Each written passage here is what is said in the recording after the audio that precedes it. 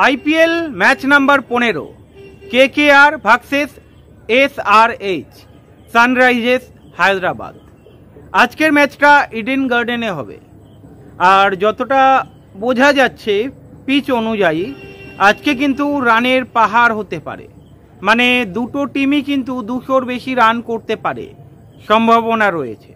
তবে আজকের ম্যাচে আপনাদের নখ চেবাতেই হবে, কারণ ম্যাচ কিন্তু জমে যেতে পারে।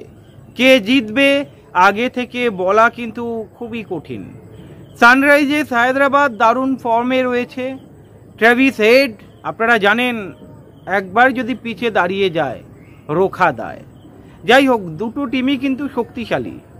কেকেআর নিজের ঘরের মাঠে খেলবে। কেকেআর গত ম্যাচে হেরে গিয়েছে, সানরাইজার্স হায়দ্রাবাদ গত ম্যাচে হেরে গিয়েছে। আজকের ম্যাচটা দুটো টিমের কাছেই অনেকটাই ইম্পর্টেন্ট। তবে শোনা যাচ্ছে যে সেকেন্ড হাফে ব্যাট করবে তার কাছে অ্যাডভান্টেজ অনেকটাই বেশি থাকবে। কলকাতায় ইডেন গার্ডেনে আপনারা ম্যাচগুলো দেখেছেন, প্রিভিয়াস ম্যাচগুলোতে আপনারা দেখেই বুঝতে পারবেন সেকেন্ড হাফে যারা ব্যাট করে তাদের অ্যাডভান্টেজ অনেকটাই বেশি থাকে। আজকে কে কে রান করতে পারে, কোন কোন বোলার উইকেট নিতে পারে, একটা ধারণা আপনাদেরকে দিই। দেখুন, ডিকক কিন্তু আজকে রান করতে পারে কেকেআর এর তরফ থেকে। অজিঙ্ক্য রাহানা আজকে ভালো ব্যাট করবে। সুনীল নারায়ণ জানি না, উনি ব্যাটিংয়ে অতটা ভরসা নেই, তবে বোলিংয়ে একটা দুটো উইকেট তুলে নিতে পারে। অ্যান্ড্রু রাসেল আপনারা জানেন ব্যাটিংয়ে তো রান করতে পারছে না, বোলিংটাও রেগুলার বল করছেন না উনি। তো সুতরাং কেকেআর এনার বিকল্প খোঁজা শুরু করে দিয়েছে অলরেডি।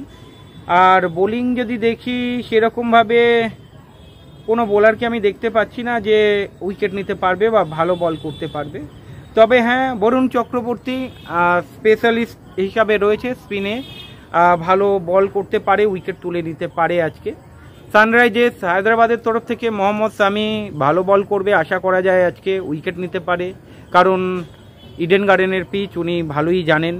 তার সঙ্গে যদি আপনারা দেখেন ঈশান কিষান রান করেনি গত ম্যাচেও, এই ম্যাচে রান করতে পারে। ট্রেভিস হেড আপনারা জানেন ভয়ঙ্কর ব্যাটসম্যান। অভিষেক শর্মা আপনারা জানেন, এবং কামিন্স আপনারা জানেন কেমন বল করে, এক্সট্রা করে কিছু বলার নেই।